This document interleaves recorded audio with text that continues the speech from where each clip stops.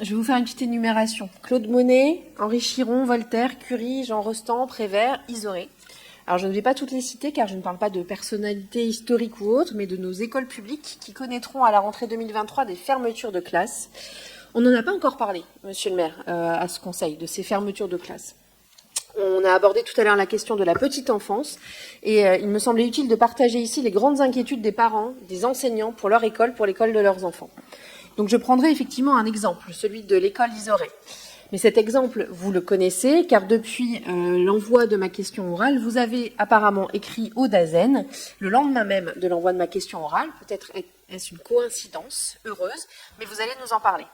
Donc cette école a été la première à expérimenter les rythmes de 4 jours et demi et l'étape en maternelle. Elle couvre un secteur en difficulté qui, plutôt que de fermer des classes, mériterait des classes à petit effectif. Il faut savoir que c'est une maternelle qui est concernée par la fermeture de classes et qu'à la rentrée 2023, les enfants en maternelle seront plus de 30 à l'Isore. À l'Isore, c'est 25% d'élèves allophones, 12% d'élèves en reconnaissance MDA. Un indice de position sociale, nouvel indice qui nous permet de connaître mieux la structuration sociale, culturelle de nos écoles, est de 81, ce qui est très bas et qui confirme les difficultés que peuvent connaître beaucoup de parents de cette école. Les parents sont inquiets à juste titre, ils vous l'ont exprimé. Le manque de mixité sociale se fait de plus en plus sentir. Les parents qui en ont les moyens partent dans le privé. Les professeurs le sont tout autant. La charge sera de plus en plus difficile. Alors, monsieur le maire, vous n'êtes certes pas l'autorité décisionnaire dans les fermetures de classes et pourtant, certains de vos homologues ont montré leur attachement à l'école publique au DAZEN en s'opposant à ces fermetures et parfois ont obtenu gain de cause. Pas au détriment d'autres, mais au bénéfice des enfants de leur ville. Des parents ont demandé à vous rencontrer. Qu'en est-il? Quelles sont les actions entreprises? Ce sont les enfants de notre ville qui seront les premières victimes de ces fermetures. Que comptez-vous faire pour éviter un désastre social et éducatif? Nous le savons et je pense que, même si tout le monde ne le dit pas, nous partageons ce point de vue. Les fermetures de classe ne sont en rien la solution.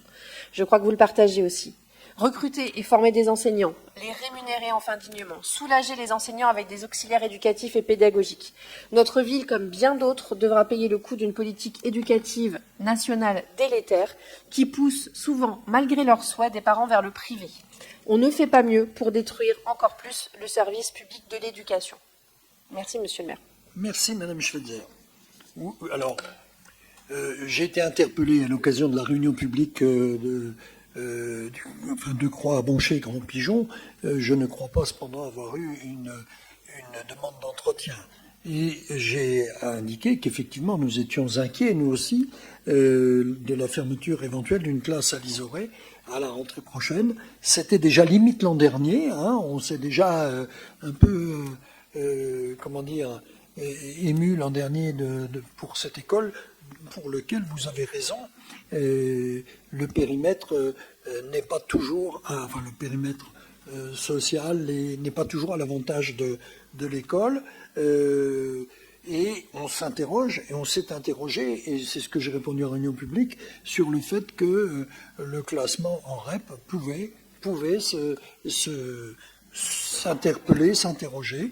Et j'ai saisi le DAZEN, effectivement, sur cette école de l'Isore, parce que ça entraînerait des augmentations d'effectifs dans des classes maternelles où il y a déjà aujourd'hui 23 élèves. Donc ça ne permettrait pas, comme vous le dites, de dispenser un apprentissage adapté. Et vos chiffres sont bons, les 25% d'enfants allophones et 12% en liaison avec la maison de l'autonomie. Tout ça est en augmentation, c'est vrai, dans d'autres écoles aussi, mais là particulièrement, et c'est important que nous intervenions. Donc j'ai eu un échange avec l'éducation nationale,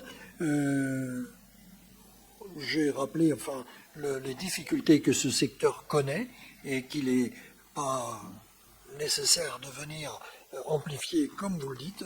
Je pense que nous allons suivre avec beaucoup d'attention ce dossier et faire tout pour qu'il n'y ait pas cette fermeture. Mais encore une fois, vous l'avez dit, ce n'est pas moi qui aurai la décision finale. Nous en tirerons forcément des conséquences parce que est-ce qu'une fermeture, c'est dans des secteurs comme cela, On a autant d'agilité à le fermer qu'à les rouvrir si les effectifs montent. C'est ça dont je veux être sûr aussi. Mais en tout cas, le but, c'est pas de devoir fermer une classe à l'Isoré. Nous avons un problème de tassement des effectifs un peu globaux, ou un peu global, le tassement. C'est lié à la baisse de la natalité, à notre pyramide des âges qui vieillit, ou à des quartiers qui vieillissent plus que d'autres. En tout cas, nous sommes très vigilants. Voilà ce que je voulais vous répondre.